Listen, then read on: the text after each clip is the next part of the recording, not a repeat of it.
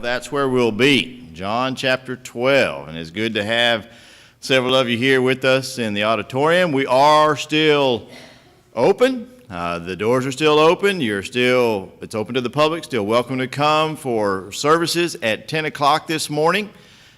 So please keep that in mind. And so we're going to be in John chapter 12. We've been studying the life of Christ in this class on Sunday mornings. And today we're going to be looking, as you can see there on the screen, we're going to be looking at this next event. If you take all the events and give it a title or a name, and I try to give it a title according to what's in the scriptures, but that doesn't always come out that way. But you'll see here actually I can't even read that, so let me pull this up where I can see. Here we go. Number 186, Jesus explains why he has to die. And then number 187 and 188, most people do not believe in Jesus, and Jesus sums up his message. And so that's what we're going to look at, basically the rest of John chapter 12 this morning. So if you want to turn there, that's what we're going to look at. Now, to remind you of where we've been, we are in the last week of Jesus' life. We are in the last week, that Passion Week. And so as you can see, with being John chapter 12, there's a whole lot more to cover. So you can see where all of the gospel writers, they all spend a lot of time and give a lot of detail about the last week of the life of Christ. And this is significant. We left off last week talking about that some Greeks had come to Jesus.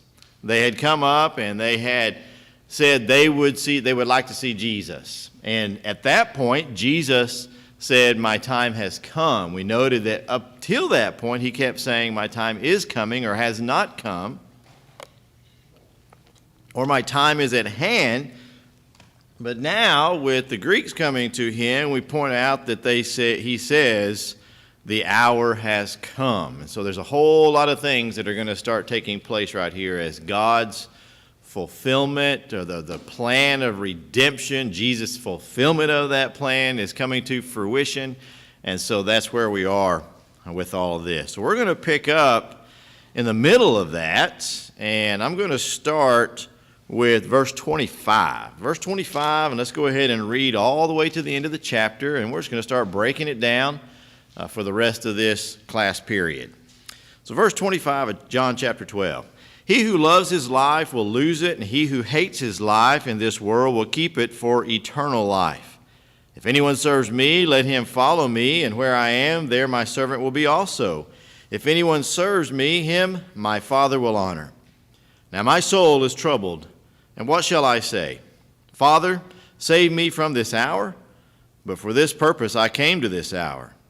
Father, glorify your name." Then a voice came from heaven saying, "I have both glorified it and glorified it again." Therefore the people who stood by and heard it said that it had thundered. Others said, "An angel has spoken to him." Jesus answered and said, "This voice did not come because of me, but for your sake. Now is the judgment of the world. Now the ruler of this world will be cast out. And I, if I am lifted up from the earth, will draw all people to myself." This he said, signifying by what death he would die. The people answered him, "We have heard from the law that the Christ remains forever. And how can you say the Son of Man must be lifted up? Who is the Son of Man?" Then Jesus said to them, "A little while longer the light is with you. Walk while you have the light, lest darkness overtake you. He who walks in darkness does not know where he is going. While you have the light, believe in the light, that you may become sons of light." These things Jesus spoke and departed and was hidden from them. These things Jesus spoke and departed and was hidden from them. And although he had done so many signs before them, they did not believe in him, that the word of Isaiah the prophet might be fulfilled, which he spoke. "Lord, who has believed our report? And to whom has the arm of the Lord been revealed?" Therefore they could not believe, because Isaiah said again, "He has blinded their eyes and hardened their heart, lest they should see with their eyes and understand with their heart, that they should turn, so that I should heal them." These things Isaiah said when he saw his glory and spoke of him. Nevertheless, even among the rulers, many believed in him, but because of the Pharisees, they did not confess him, lest they should be put out of the synagogue. For they love the praise of men more than the praise of God. Then Jesus cried out and said, He who believes in me believes not in me, but in him who sent me. He who sees me sees him who sent me. I have come as a light into the world, that whoever believes in me should not abide in darkness. And if anyone hears my words and does not believe, I do not judge him, but I did not come to judge the world, but to save the world. He who rejects me and does not receive my words has that which judges him. The word that I have spoken will judge him in the last day. For I have not spoken on my own authority, but the Father who sent me gave me a command that I should say and that what I should speak. And I know that his command is everlasting life. Therefore, whatever I speak, just as the Father has told me, so I speak. Well, there's a lot of things that we can learn from this passage. A lot of things about Jesus, and that's why we have this class, is to learn more about Jesus. And so, one of the first things that we notice is people coming to Jesus. These Greeks have come to him, and Jesus begins speaking, and as we picked up in verse 25, Jesus is teaching that if you want to know him, if you want to know Jesus, one of the first things you need to understand is you need to not love yourself, love life. In fact, you need to focus on him. He who loves his life will lose it, and hates his life. Now, when he says hate, it's just like when he's saying hate your mother and father. It's not the same word or the way that we would think, and you don't hate your parents, but he's showing a contrast, a comparison, that who do you love? Do you love Jesus or do you love your parents? And so that complete opposite contrast, so focused on Jesus that it's the contrast of that is hating your parents. Well, the same way here, hating your life. You're not supposed to hate your life or hate yourself, but you're supposed to love Jesus more. Did I explain that pretty well? Or Joe, do you have any thoughts on that? Because we've had some good conversations about that, and I appreciate that very much. So, difficult to understand this whenever you don't have a true grip on what the Messiah means. And that's what you need to understand about the audience of where Jesus is. And you see that they hear and see these things, but they don't understand. We'll develop that more. Also, the one who comes to Jesus must serve, verse 26. That there my servant will be also. If anyone serves me, him my Father will honor. So the next thing you need to know about coming to Jesus, one of the first things he teaches here is not only do you need to love him more than anything else, but you need to be ready to serve. You know, a lot of people come to Jesus. They want to know Jesus. They love talking about Jesus and everything, but then when it comes to actually doing something affecting them, I see your head shaking. It's like they don't want to do it. All right? I have a phrase I used to teach the students there in Paraguay. It's like, you know, everybody wants, because fitness is real big down there, and so everybody wants the muscles, but they don't want to lift the weights, all right? And so if you want to serve Jesus, or if you want to find Jesus and say that you love Jesus, you need to be ready to serve. Then he says, in that case, the one who finds Jesus and serves him will be honored. And that's why we do what we do. That's why we're here this morning. That's why we come to worship. That's why we call ourselves Christians, because we want that promise of eternal life that he talks about at the end of this chapter. We want to be honored, if you will, by being approved by God. That's honor in of itself. All right, so having mentioned those things, he then speaks about his death. And people get confused. So as he says these things, Father, glorify your name. You notice that Jesus didn't say glorify me. He says glorify your name. So even the Son of God came to bring glory to God. And so as he says that, you have this voice that comes out of heaven. Now, the reaction to that voice is quite interesting. You notice what it says, that people stood by and heard it, said what? Said it had thundered. It sounded like, was that thunder? Have you ever done that? Andrew and I do that all the time. We're in the house and we'll hear a big boom and we're like, was that thunder? So these people are listening to Jesus. He says, Father, glorify your name. And all of a sudden, they hear this sound. And then others said an angel has spoken to him. So some people didn't recognize the sound at all. Some people recognized the sound, but it must have been an angel. But then there's people like John who clearly heard the voice and recorded it. This is not the first time that God has spoken from heaven, is it? Remember when Jesus was baptized, he said, this is my beloved Son in whom I'm well pleased. Hear ye him. And then when's the other time that God spoke? At the transfiguration, right? And so here again, God speaks. Now, the interesting thing that's connected to this are the signs that everybody always wants, right? And it's mentioned here as well. That they're looking for signs. Well, what bigger sign can you get than a supernatural voice that coming out and saying, I have both glorified it and glorify it again. I think I'd be hitting my knees right there. You know, like Paul did. Remember, Paul heard Jesus' voice. Remember that scene? And he fell to the ground as, what is it you want, Lord? Who are you, Lord? But remember the men who were standing there? They didn't know what was going on. They didn't understand what was happening. So you got the same scenario here. You got some people who do not hear, some people who hear but didn't understand clearly, and then some people who hear and understand clearly.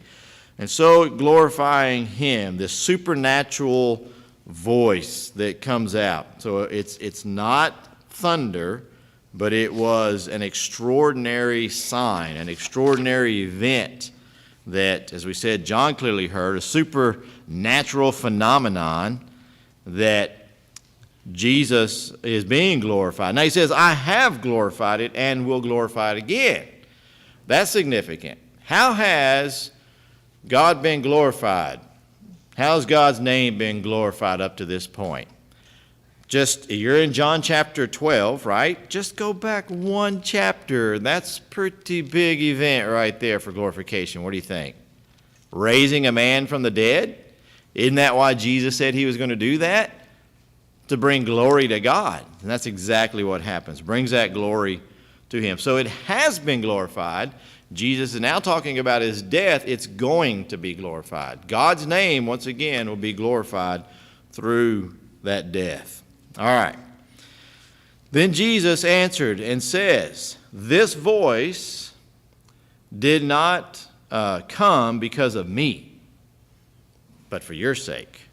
I love that. That is such beautiful words from Jesus. It's, Jesus, number one, it shows that Jesus has direct communication with the Creator, with God. Right? He is intimately connected. Like I said, this is the third time now that the disciples have heard the voice of God. And no wonder some people think it's thunder. You remember what happened whenever God was speaking on the Mount Sinai and everybody was afraid. All right, so here Jesus says, this was not done for me. What you just saw was not for me, it's for you. And what he means by that is belief, yes. You think about often when people today say that God spoke to them, they'll say it was a quiet, still voice, like a whisper. But every moment, every case we have, it was something that sent people in fear. So. That's awesome. Yeah, it was not a quiet, still voice. I remember down in Paraguay, I remember listening to this. We were having a Bible study, and this lady, a neighbor of one of our members, had come over and was gladly happy to study the Bible with us. And boy, in the middle of the Bible study, all of a sudden she started going through this long thing about how God spoke to her. And God has told her this, and God has told her that, and God has said this, and God has said that. And I just looked at her and smiled and waited for her to finish. And I said, can I now say something? Can I show you something? She's like, yeah, go ahead.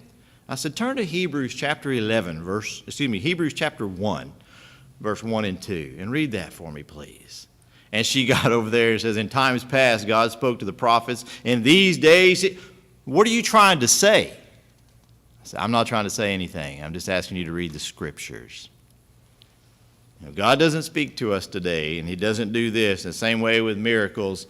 Could God still do a miracle? Absolutely. He's going to do a miracle whenever the trumpet sound and everybody on this planet's going to hear and see Jesus coming back. That'll be the next miracle you see. And so this voice coming down, Jesus says it's for your sake. What's the purpose of a miracle? What's the purpose of it? Mark chapter 16, verse 20. To confirm the word, to produce belief, to produce a reaction. You either believe or you don't believe, right? That's what's going to happen. That even with the disciples afterwards, that's what Jesus said to them. These signs are going to follow you, confirming the word, okay? So, Jesus says this was done for you. Now is the judgment of the world. Now the ruler of this world will be cast out. Now who's he talking about? Who's the ruler of the world? The devil. That's exactly right. And it's interesting that if you stop and think about it, Satan is always portrayed as that, as the prince of the world, the ruler of this world. Whenever Jesus was tempted in the wilderness, you remember he offered all the kingdoms and everything to Jesus. Doesn't that show that he is ruler of the world? I'm talking about this earthly world, and Jesus didn't deny that. However, and the next verse, and I, even if I am lifted up, all right, I will draw people to myself. That's going to be the fulfillment of Genesis chapter 3, verse 15, when God said he's going to put enmity between the woman and the serpent, and that the serpent would bruise his heel, but God's son would bruise his head. That means that this power is going to be cast out.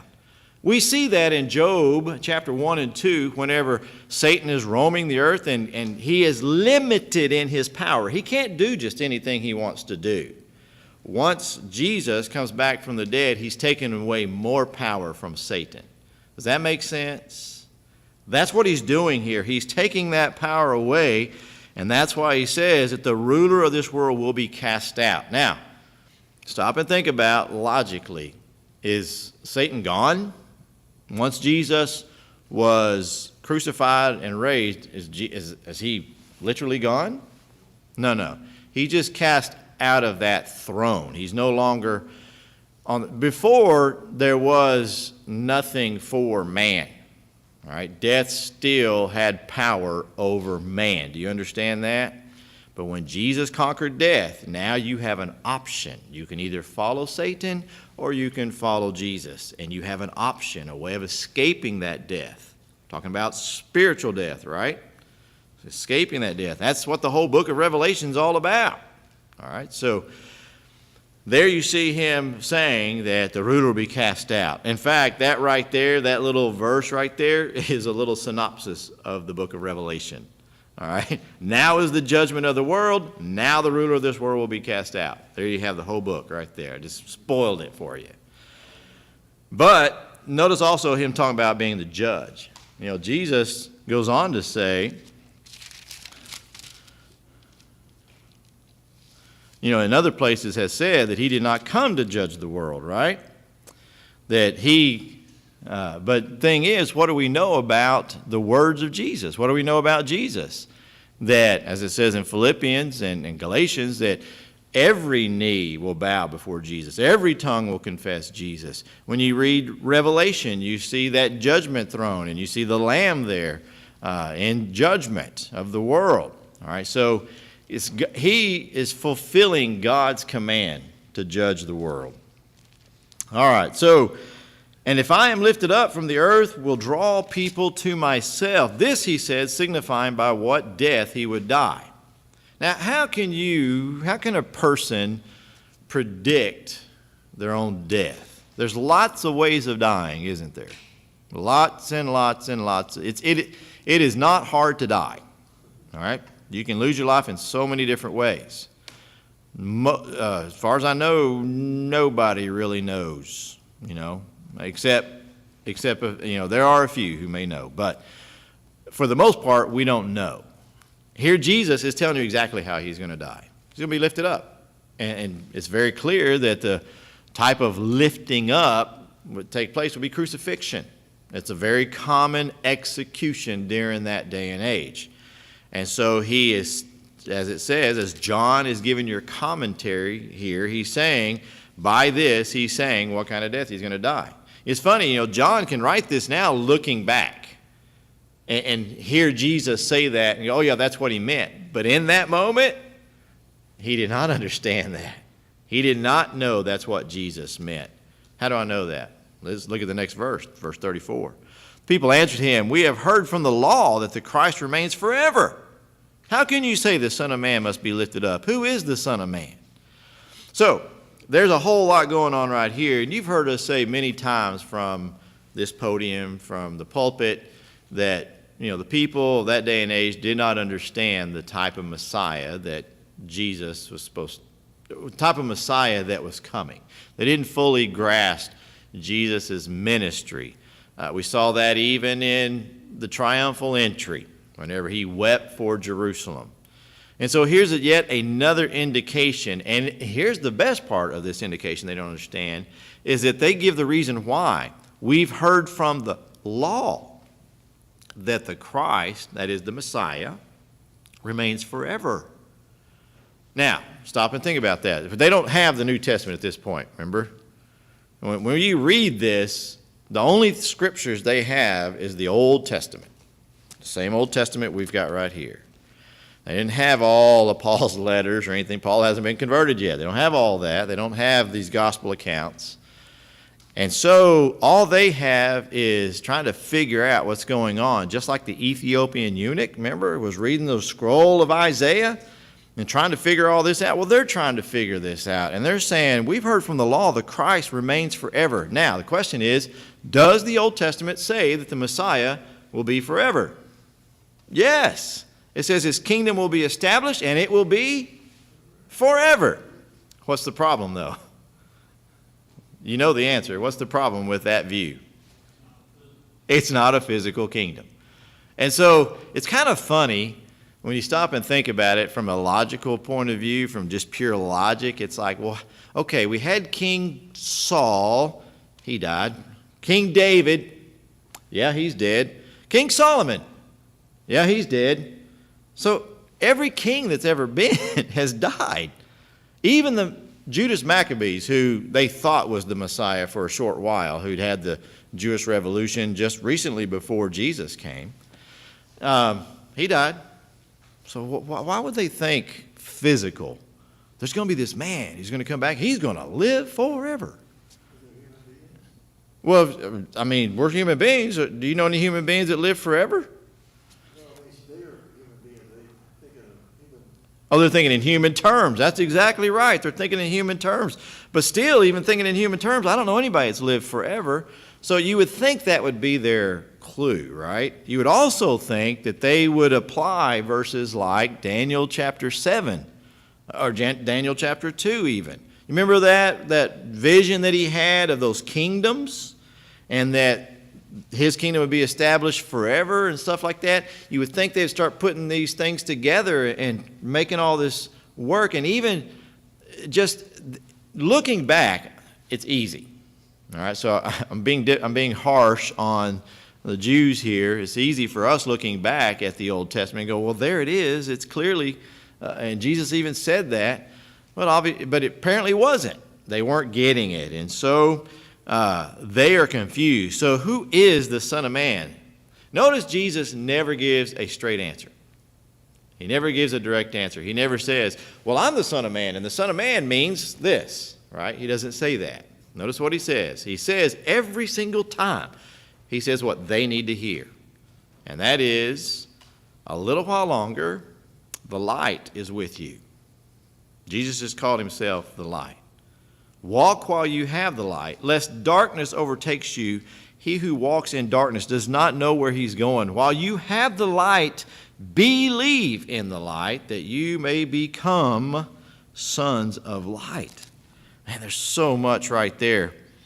The darkness is upon us. You are in darkness, and the darkness is there if you're not careful. And so Jesus, in that little 2-verse section, has a powerful, powerful sermon. First and foremost, it teaches us, if you go back to John chapter 1, John is describing Jesus Christ in several beautiful literary terms. And the first term that he uses is the Word. The Word. That's the first term he uses. But then as you keep going, you get to verse 9, he says, that was the true light. He uses that word light. Well, if you didn't know better, you'd think, wow, that John is a literary genius for using those kind of words. Well, John learned those directly from Jesus. Jesus here himself is calling himself light. And it's significant because what does light do? You go in the darkness, you have a flashlight, now you can see. Even if you're in the light, sometimes you need more light. Yesterday I was vacuuming my Jeep, and it's got black interior. I was underneath the awning there, and I just couldn't see clear enough, so I went and got a flashlight, even though it was daylight, so I could see more clearly. That's what light does. It exposes things that are in the darkness. Who's in the darkness? Sin, right? The Bible teaches us that most, isn't it interesting that most of the sinful things of the world happen in darkness? When are a lot of the crimes committed? When are a lot of the revelries, as the Bible calls them, committed and things like that? In darkness. So Jesus is the light. He is the Word. So if you want to be saved, then you need to come to the light while you have light. This still applies to us today. We still have an opportunity to come to Jesus. There is going to come a time when you can't. Either A, you die, then it's too late. Despite what a lot of denominational preachers like to say, there is no second chance. If you die, you just lost your chance. Or if Jesus comes back before you make the decision to come to him, you've lost your chance. All right? So when he says that you need to come to the light while you have the light, lest darkness overtake you, because that's what's going to happen. If you don't come to the light, you will be overtaken by darkness. We got this Sahara desert dust that's coming over and everything, or that's here, I guess. I saw a great picture from The Mummy. It showed an actual picture of the Sahara dust coming over, and it was that scene of the dust storm where his mouth opens up and he swallows that plane or tries to swallow that plane. You remember that movie? That's kind of what the darkness is going to do. It's going to swallow you up, but literally. And so Jesus says you need to come while you have light. Doesn't all this line up with 1 John chapter 1, verse 7, walk in the light as he is in the light, and we have fellowship with him? And he says if you do that, so he says, first of all, you need to come while there's light. And in verse 36, he says you need to believe in the light. You need to believe. Jesus says that over and over, unless you believe, you will perish, John 3:16. If you don't believe in him, John 8:47, in his words, if one finds Jesus, you got to accept him as being the light of the world. There's a lot of false lights out there. 2 Corinthians 11, verse 14. There are false lights out there, but you got to believe in Jesus. And the last thing he says, if you come to him and you believe in him, then you will have the opportunity to become a son of light. And so, through faith and obedience, you can become one of those that dwells in the light. 1 John 1:7. Colossians 1, verse 12. And so we are to walk in that light. Such a powerful passage, you could preach that for a solid hour just on those two verses. These things Jesus spoke and departed and was hidden from them. But although he had done so many signs before them, what's the result? They didn't believe. I like what they say. I like. It's fascinating what they say when he's on the cross. They say, if he'll just come down, we will believe in him. Paraphrasing that. You didn't believe him healing somebody. You didn't believe him curing somebody. You didn't believe him bringing somebody back from the dead. No. And that's why it talks about there in verse 40 of hardening their heart. Now he goes to Isaiah, John does, for commentary on why this is happening. Because that is a question, right? Don't people ask that? Why don't people? Remember, you and I had this conversation. Why don't people believe in Jesus? You know, any Christian who begins to study and understand the words will get to that point of, man, why doesn't everybody believe this? Why doesn't everybody avail themselves to this beautiful gift that God has given us?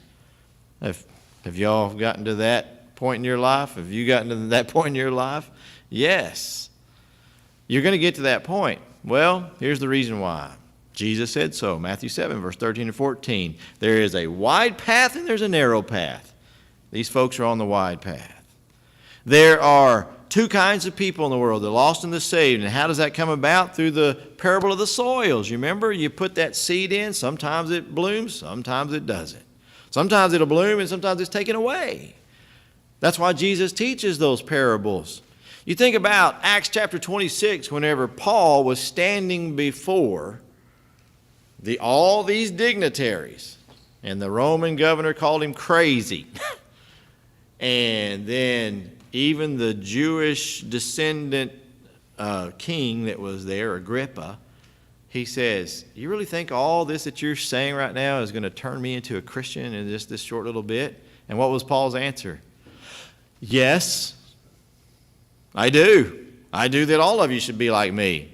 Paul was in the same point. Why doesn't everybody believe this? You have an opportunity here, and they recognized it. They understood it because at the end of that passage it says, had he not appealed to Caesar, he could have been set free. I'm paraphrasing again. He did nothing worthy of death. So they understood the message, but yet they didn't believe. At least we don't have any record of them believing. Who knows? Maybe Pilate went on. According to history, he didn't, but who knows if he obeyed the gospel later on or if Agrippa did. Now, he goes to Isaiah, and I love how John uses that as commentary, but he says that the word of Isaiah might be fulfilled. This passage right here is fulfilled in multiple places, not just here.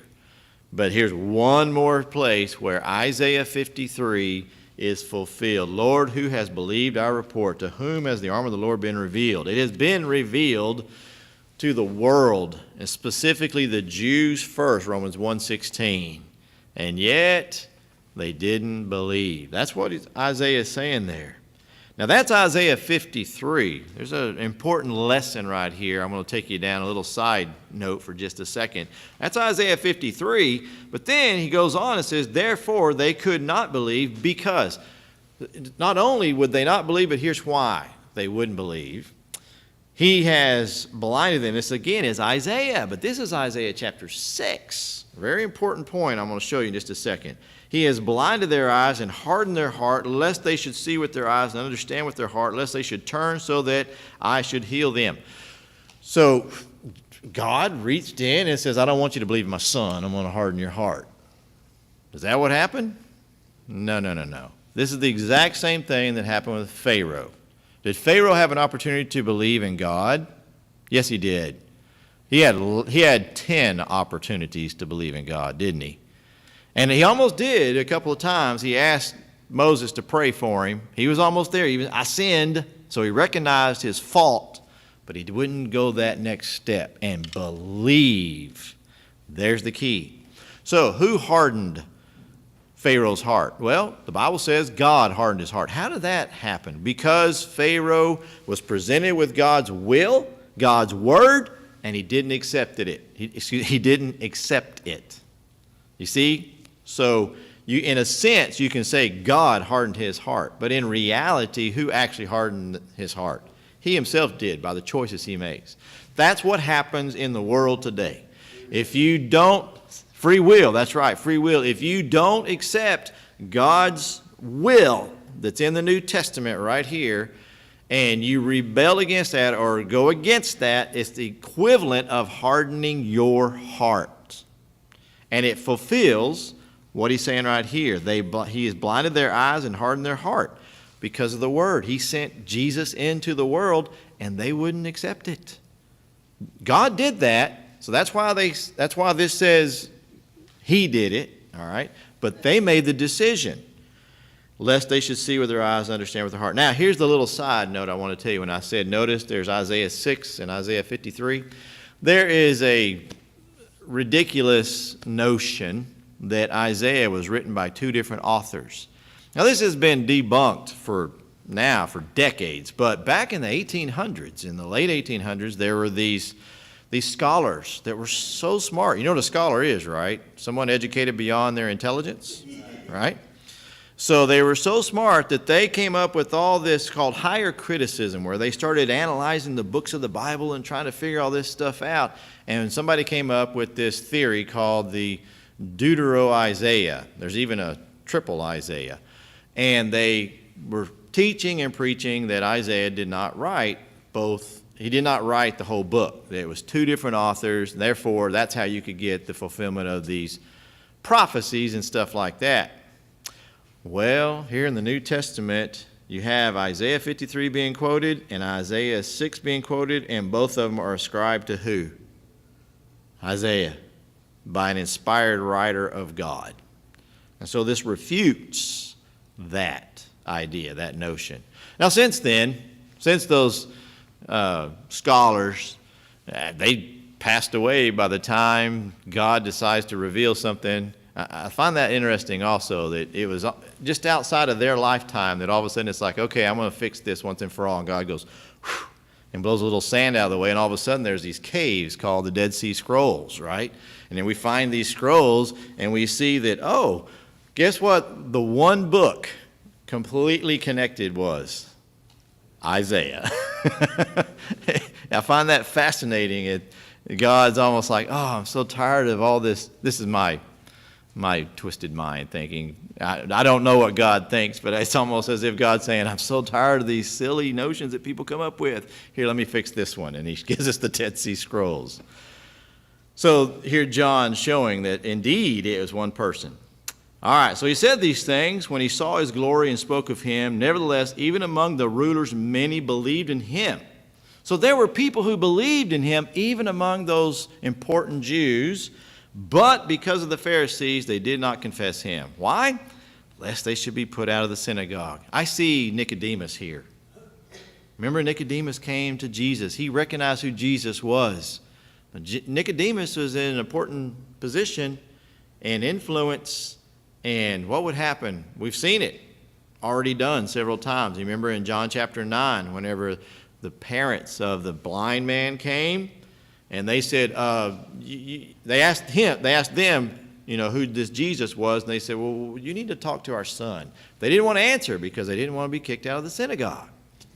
All right, so it'd be no different if you're a devoted member of Margaret Street and something like this, I'm just trying to make it real here, something came up and you were kicked out of Margaret Street. That's the same thing. They didn't want to be, excommunicated, Joey says. All right. For, verse 43, they love the praise of men more than the praise of God. And there's the problem. All right, then the last passage we'll look at real quick there, whenever he talks about who believes in me. This is such a powerful passage. Wish we had time to develop it more. But he says, who believes in me, believes not in me, but in him who sent me. That's exactly right. If you see and know Jesus, you know God. That's what he's going to say over and over as you get into the last night, whenever Jesus says, I am the way, the truth, and the life. Right there in that same passage, when he says, don't let your hearts be troubled, Philip asked him, well, if we see God, if we could see God, we would know. And he said, Philip, how long have you been with me? If you've seen me, you've seen the Father. That's what Jesus represents. He is God's words in living form. He is God's mind. He is God's desire, his will in living form. And I've come as a light into the world, and whoever believes in me should not abide in darkness. That appeals back to what we were seeing in verses 35 and 36. If he hears my words and does not believe, I don't judge him, for I did not come to judge the world, but to save the world. What's his purpose at this point? At this point of saying this, he's there to fulfill God's will, to die for the world and to save the world, yes? But, as we see, he will be the judge. Because he says right there, if you hear my words and do not believe. All right, so I'm giving you the right words. He who rejects me and does not receive my words has that which judges him. What? The Word. Who's the Word? Jesus is the Word. For I have not spoken on my own authority, but the Father who sent me. That's where we see in Matthew 28, verse 18, all authority has been given to Jesus Christ. Well, if all authority has been given to Jesus Christ, who's going to be your judge? Jesus Christ. Again, we see that in Revelation. And then verse 50, and I know that his command is everlasting life. Therefore, whatever I speak, just as the Father has told me, so I speak. Now, there's so much power in that right there. He's saying, look, folks, I'm going to open this wide open paraphrase. Look, folks, I've come to this earth so that you may see and know and understand who God is, and that God is offering you a gift, and that gift is everlasting life. How do I know that? Because I come from where that everlasting life is. That makes sense? And so he's saying, I speak that just as the Father has told me, so I speak. I know this. And so people see that, and that's why the ones who don't believe in him get all upset because they feel like he's blaspheming because he's making himself equal to God. The fact is, he is, right?